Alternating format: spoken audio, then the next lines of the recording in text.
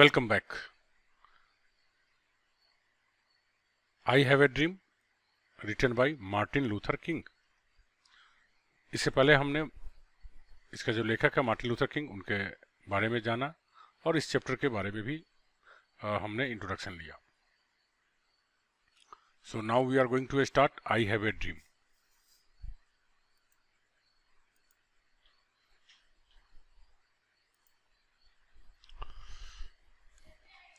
Five score years ago, a great American in whose symbolic shadow we stand signed the Emancipation Proclamation. Score मतलब होता है 20। 20 कोई चीज होता है उसको स्कोर बोलते हैं। तो 5 स्कोर ईयर्स का मतलब हो गया 100। 5 इंटू 20, 5 इंटू 20, 100।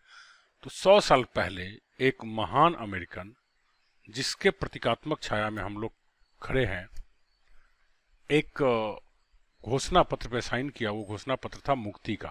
उस घोषणा पत्र में क्या था कि काले और गोरे लोग में कोई भेदभाव नहीं है, सब एक समान है। तो काले लोगों को जो भेदभाव से मुक्ति की घोषणा की गई थी। This momentous decree came as a great beacon light of hope to millions of Negro slaves who had been seared in the flames of withering injustice. कहते ये जो बहुत ही महत्वपूर्ण निर्णय दिया गया था, कोर्ट के निर्णय जो लागू करने के लिए दिया था, दैट इज कॉल्ड डिक्री। अब मोमेंटस मतलब बहुत सबसे महत्वपूर्ण। तो ये जो सबसे महत्वपूर्ण निर्णय जो दिया गया आया था, वो वास्तव में एक प्रकाश पुंज की तरह था। देखो बीकन क्या होता है। बीकन जब जहाज वगैरह चलती है तो रात में उसको दिशा दिखाने के लिए बड़ा स्तंभ होता है, उससे लाइट निकलता रहता है। तो लाइट देख करके पता लग जाता है कि किधर जाना है हमें। तो हम कह सकते हैं प्रकाश स्तंभ, प्रकाश दिखाने वाला, राह दिखाने वाला। तो ये जो निर्णय आया था, क्या निर्णय आया था कि अब काले गोरे में कोई भेद नहीं रहा। तो ये जो महत्वपूर्ण निर्णय आया था वह लाखों नेग्रो, नेग्रो बोलते हैं काले लोगों को, हब्सी भी बोला जाता है, गुलाम। तो जो लाखों काले गुलाम थे, उनके लिए एक प्रकाश की किरण हुई, उनके आशा की किरण बन के आई। कौन से गुलाम लोग? Who had been seared in the flames of withering injustice, जो अन्याय के, तिरस्कारपूर्ण अन्याय के लौ में झुलस गए थे।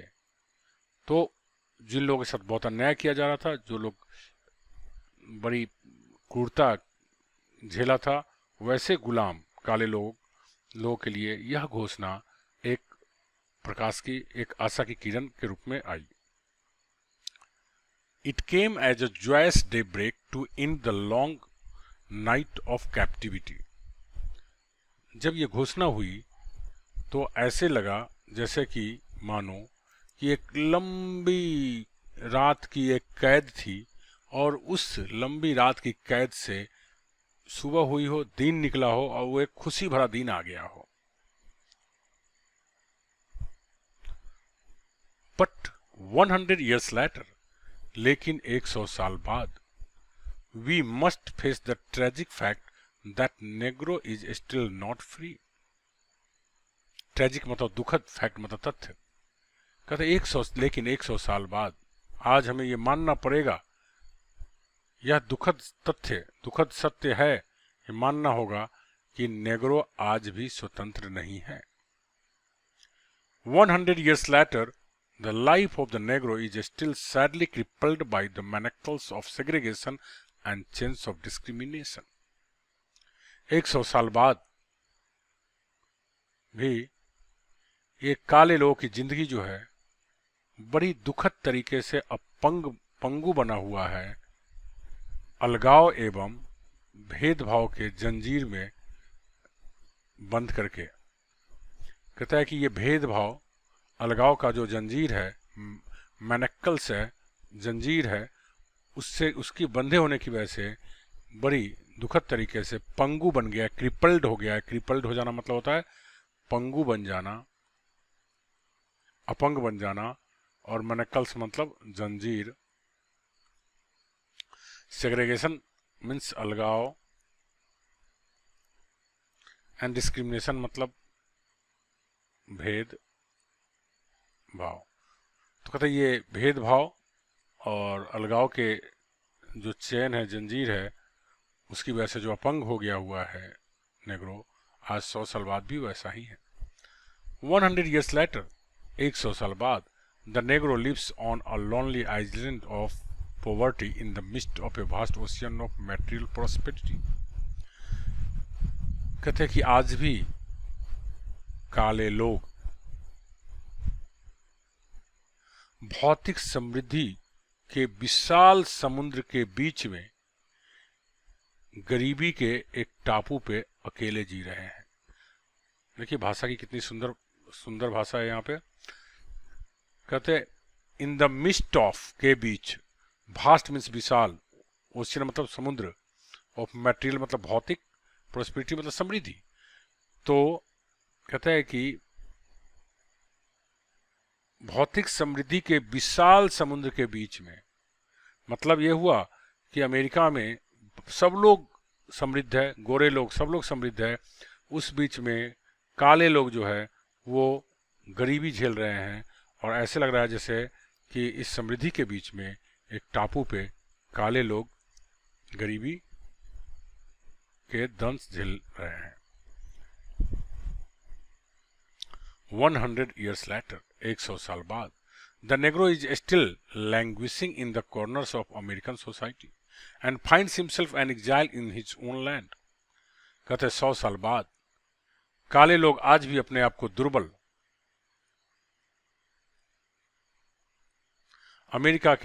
अमेरिकन समाज के एक किनारे में अपने आप को दुर्बल पाता है। अपने आप को लगता है कि अपने ही जमीन पे, अपने ही देश में वह वनवास काट रहा है। एग्जाइल मतलब क्या होता है? वनवास, मतलब अपने ही देश में उसे अपना देश नहीं लग रहा है। So we have come here today to dramatize an appalling condition. Appalling मतलब होता है डरावनी, ड्रामेटाइज मतलब नाटकीय रूप देना। तो कहते हैं आज हम, मतलब वो जो स्पीच दे रहे हैं मार्टिन लूथर किंग, तो कह रहे हैं कि आज हम यहाँ पे महसूस करने वाले, देखने वाले हैं, उसको नाटकीय रूपांतर करने वाले हैं कि किस तरह से ये डरावनी स्थिति है काले लोगों की।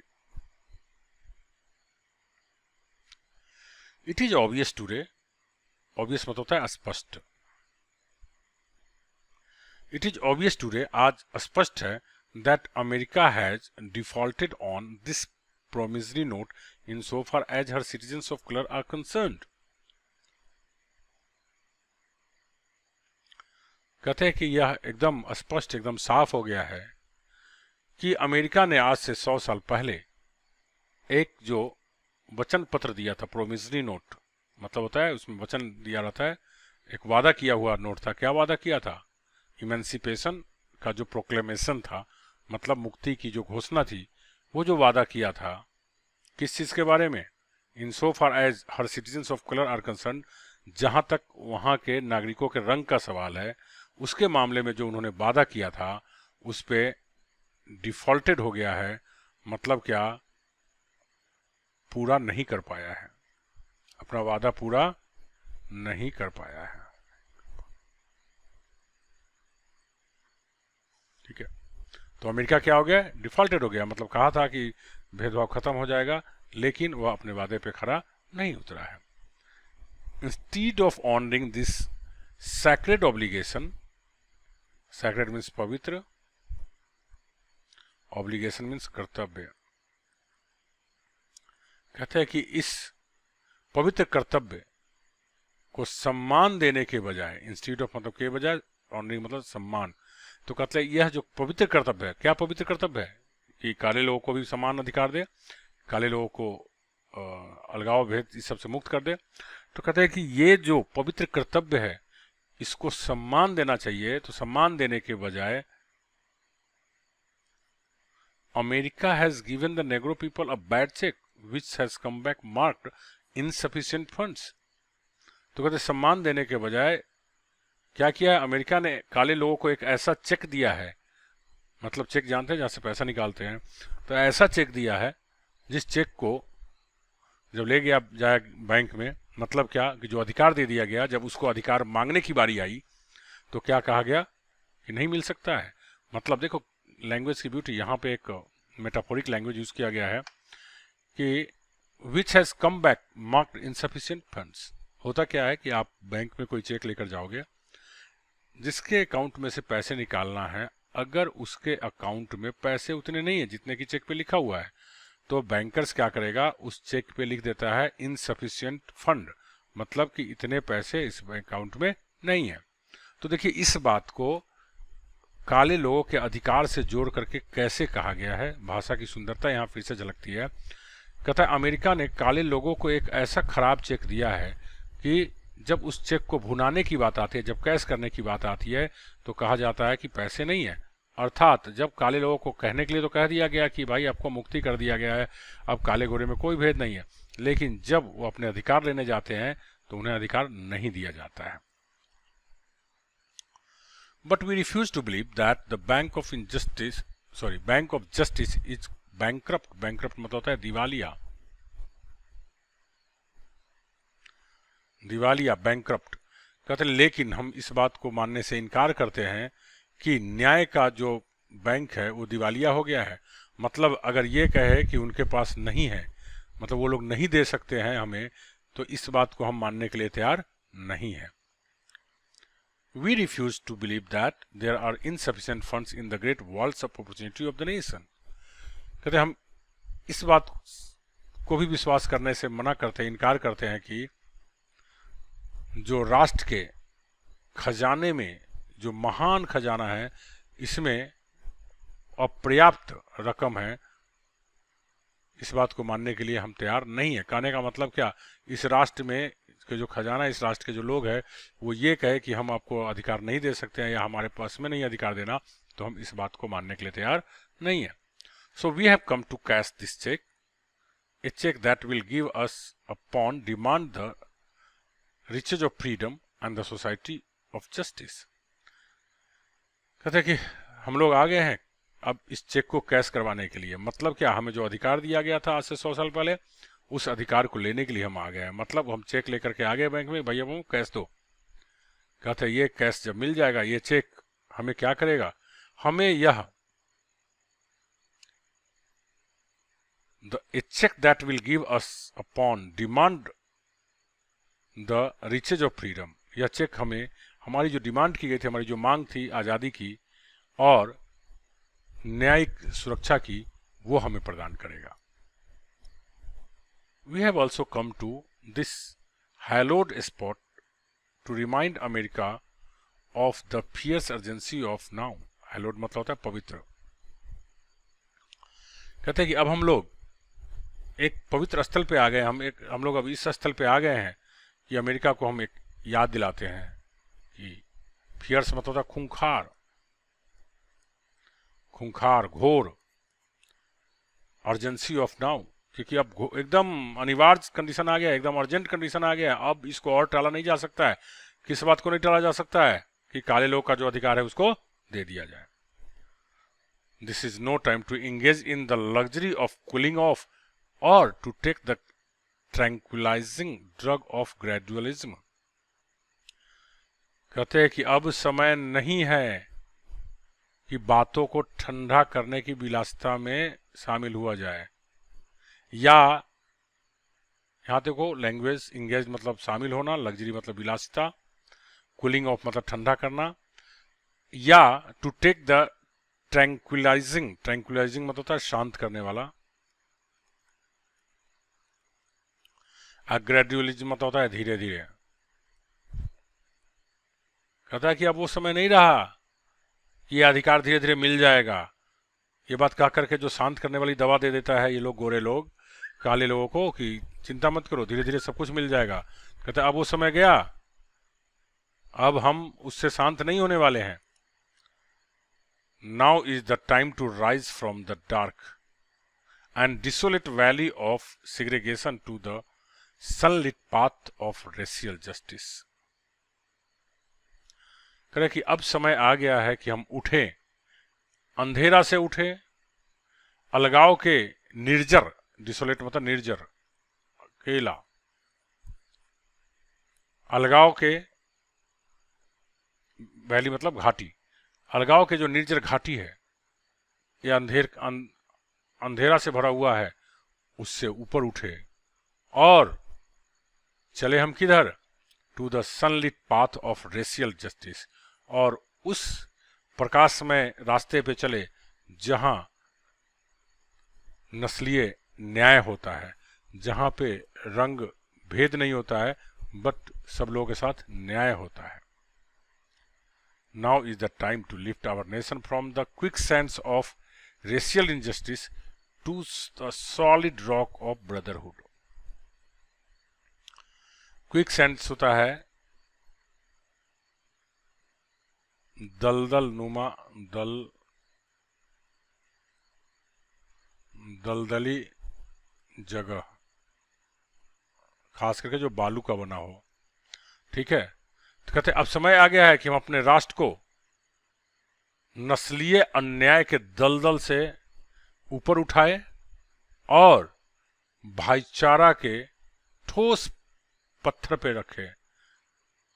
सॉलिड मतलब ठोस, रॉक मतलब पत्थर, ब्रदरहुड मीन्स भाईचारा, और भाईचारा के ठोस पत्थर पे अपने राष्ट्र को टिकाए रखे और दलदल से निकाले।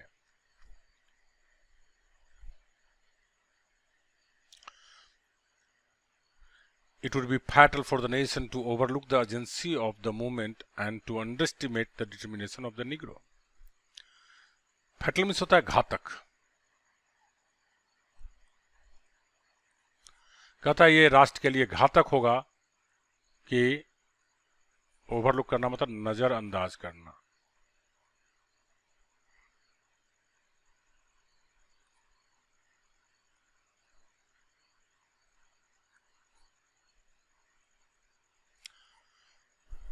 कहता है इस क्षण की जो अर्जेंसी है, अनिवार्यता है, अगर इसको नजरअंदाज किया जाता है, अगर इसका अनदेखा किया जाता है, तो यह हमारे देश के लिए घातक होगा, जानलेवा होगा, बहुत नुकसान देने वाला होगा।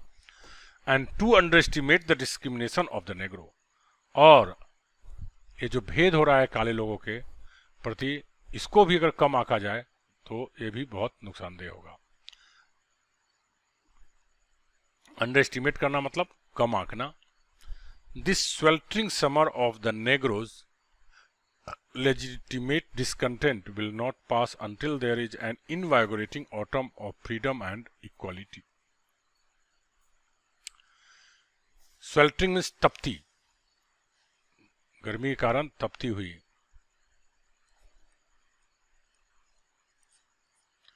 The sweltering summer of the Negroes legitimate discontent. Legitimate means होता है वैध, मतलब जो कानूनी रूप से सही हो। Discontent means असंतुष्टि।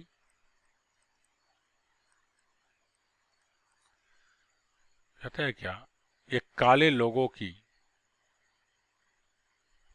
जो तपती हुई वैध असंतुष्टि है, मतलब ये काले लोगों में जो असंतुष्टि है, जो गुस्सा है, जो इस कानून के नहीं लागू होने के कारण जो वे लोग विरोध कर रहे हैं, विल नॉट पास, ये खत्म नहीं होगा, until there is an invigorating autumn of freedom, जब तक कि ऊर्जावान स्वतंत्रता की पतझड़ नहीं मिल जाती है। इनवाइगरेटिंग मतलब ऊर्जावान,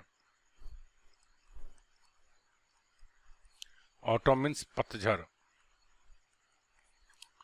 स्वतंत्रता की और इक्वालिटी समानता की जब तक ऊर्जावान पतझड़ नहीं मिल जाती है, तब तक यह खत्म नहीं होगी। 1963 क्यों कहा जा रहा है? क्योंकि 1963 में मतलब वो उस दिन की बात कर रहे हैं जिस दिन मार्टिन लूथर किंग स्पीच दे रहे हैं। 1963 इज नॉट एन एंड, 1963 अंत नहीं है, सॉरी, हाँ 1963 अंत नहीं है, बट ए बिगनिंग, ये तो शुरुआत है। Those who hope that the Negro needed to blow off steam, ऐसे लोग, जो लोग की ये उम्मीद है कि वे लोग इनकी जो आवश्यकताएं हैं उसको शांत कर देंगे, ब्लो ऑफ करना मतलब बुझा देंगे, शांत कर देंगे इसके स्टीम मतलब गर्मी को, will now B content, sorry, will now be content will be a rude awakening if the nation returns to business as usual। कहते हैं तो उन लोगों को यह जान करके बड़ी दुख होगा कि अगर काले लोगों का मांग पूरा नहीं किया गया तो राष्ट्र पहले जैसे साधारण तरीके से व्यवसाय नहीं कर पाएगा। मतलब जैसे हम लोग के यहाँ होता है ना कि जब तक हमारी मांग नहीं मानी जाएगी तब तक हम दुकानें नहीं खोलने देंगे, कोई काम नहीं करने देंगे। तो यही कह रहा है कि जब तक काले लोगों की मांग नहीं पूरी की जाएगी तो ये जान लीजिए, यहाँ पे बहुत सुंदर लैंग्वेज किया है, will have a rude awakening. मतलब उनको जान करके एक बड़ा बुरा जानकारी प्राप्त होगा कि राष्ट्र तब तक आमतौर पे साधारण तौर पे व्यवसाय में नहीं आ पाएगा। मतलब चक्का जाम कर दिया जाएगा, कोई भी काम नहीं चलने दिया जाएगा। Negro is granted his citizenship right. Negro काले लोगों को नागरिक अधिकार दिए गए हैं। द वर्ल्ड विंड्स होता है भंवर, पानी की जो भंवर होती है ना,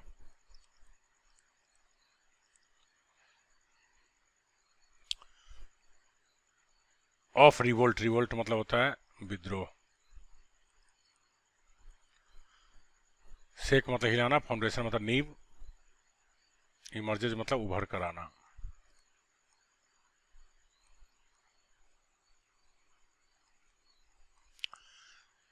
कह रहे कि the whirlwinds of revolt, ये जो विद्रोह की भंवर है, will continue to shake the foundation of our nation, हमारे राष्ट्र की नींव को हिलाता रहेगा, हिलाना जारी रखेगा जब तक कि न्याय के दिन नहीं निकल के आते हैं, न्याय के दिन नहीं उभर कर आते हैं। जब तक न्याय नहीं मिल जाता है तब तक विद्रोह की जो भंवर है यह जारी रहेगा और हमारे देश की, हमारे राष्ट्र की नींव को हिलाता रहेगा।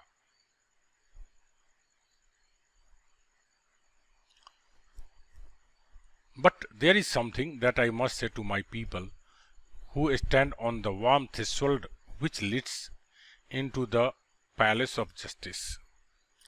लेकिन कुछ है ऐसी बात जो मैं अपने लोगों से निश्चित रूप से कहना चाहूंगा, जो भी इस दहलीज पे खड़े हैं। Stand on the warm threshold, स्वागतमयी, थ्रेशोल्ड मीन्स दहलीज, दहलीज मतलब चौखट पे जो खड़े हैं उनसे ये कहना चाहूंगा, कौन सा चौखट पे, which leads into the palace of justice, palace means महल और जस्टिस मीन्स न्याय, जो हमें लेकर कहाँ जाती है, न्याय के महल में।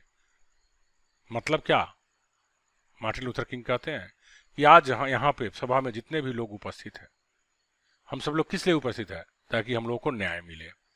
तो ये कहते हैं कि आज जितने भी लोग यहाँ पे इस दहलीज पे खड़े हैं, कौन से दहलीज, जो दहलीज हमें लेकर जाएगा न्याय के महल में। तो एक चीज जान लीजिए, in the process of gaining our rightful place, हम जो ये प्रक्रिया चला रहे हैं, हम जो ये आंदोलन कर रहे हैं कि हमें इस देश में हमारा जो अधिकार है वो जगह मिलना चाहिए, अधिकारपूर्ण जगह प्राप्त करना है, गेन मतलब प्राप्त करना। तो ये जगह प्राप्त करने की प्रक्रिया में we must not be guilty of wrongful deeds, तो हम अपना न्याय पाने के प्रक्रिया में कोई गलत कर्म करने के दोषी न पाए जाएं। रॉन्गफुल डिड्स मतलब कर्म और गिल्टी मतलब दोषी। क्या होता है, आज लोग आंदोलन करता है, आंदोलन में क्या करता है, राष्ट्र की संपत्ति का नुकसान कर देता है, आम जनता का नुकसान कर देता है। तो यही क्या हो गया, रॉन्गफुल डिड्स हो गया। तो कहते हैं कि मार्टिन लूथर किंग कहते हैं, हम अपना अधिकार लेंगे लेकिन हम ऐसा कोई काम नहीं करेंगे जिसकी वजह से हमें दोषी कहा जाए, हमें गलत कहा जाए। Let us not seek to satisfy our thirst for freedom by drinking from the cup of bitterness and hatred. कहते हैं चलिए, हमें आजादी चाहिए, हमें संतुष्टि चाहिए, आजादी की प्यास हमें बुझानी है। To satisfy our thirst for freedom, हमें आजादी की जो प्यास है उसे हमें बुझानी है, संतुष्ट करना है। लेकिन ध्यान रखना है, करवाहट और नफरत, बिटरनेस मीन्स करवाहट और हैट्रेड मीन्स नफरत, के कप को पी करके नहीं। मतलब क्या, हमें करवाहट फैलाकर, नफरत फैलाकर हमें अपनी आज़ादी की जो प्यास है उसको नहीं बुझाना है। सीक मतलब मांगना, लेना, सेटिस्फाई मतलब संतुष्ट करना, थ्रस्ट मीन्स प्यास। कहते हैं we must forever conduct our struggle on the high plane of dignity and discipline. कहते हैं कि हमें अपना जो संघर्ष है इसको हमें करना है। कंडक्ट मतलब करना, स्ट्रगल मतलब संघर्ष, हमेशा करना है। और वो हमेशा करना है कैसे? High plane of dignity, dignity मतलब शान, हमें हाई प्लेन मतलब शान के स्तर पे, काफी ऊंचले स्तर पे करना है, और डिसिप्लिन अनुशासन में करना है। मतलब क्या, हमारा जो आंदोलन होगा वो शान से होगा और अनुशासित होगा। आजकल क्या देखते हैं, आजकल के आंदोलन में कुछ भी नहीं रहता, सारे गलत काम किए जाते हैं। तो वहां पे मार्टिन लूथर किंग क्या कहते हैं कि नहीं, हमारा आंदोलन अनुशासित आंदोलन होगा, हम अपने जो शान है, हमारी जो प्रतिष्ठा है, उस पर आंच नहीं आने देंगे।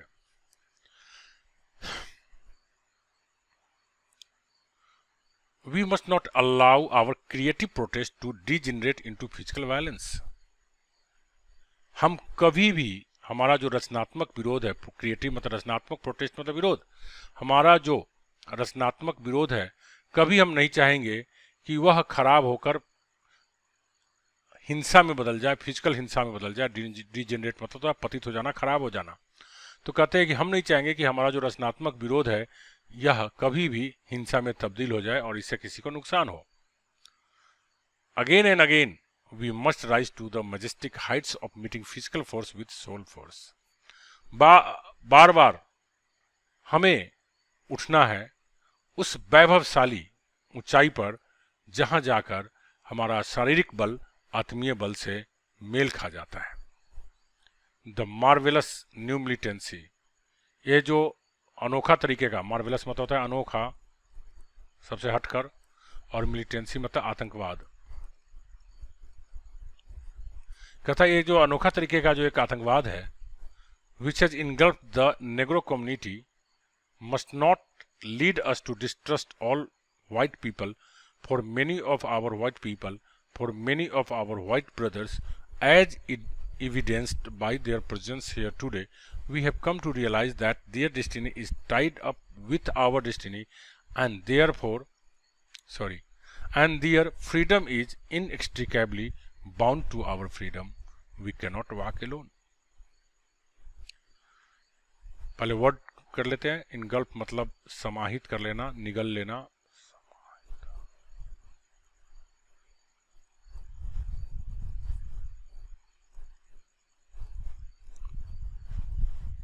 डिस्ट्रस्ट मीन्स अविश्वास।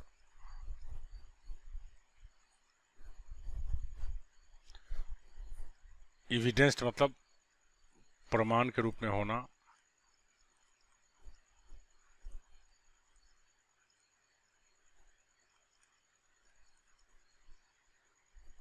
रियलाइज मीन्स एहसास होना। डेस्टिनी मीन्स भाग्य। इनएक्सट्रिकेबली जिसको अलग नहीं किया जा सके।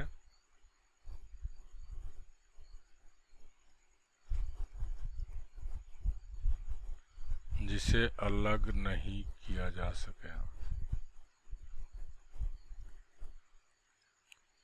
बाउंड टू मतलब बंधा हुआ होना।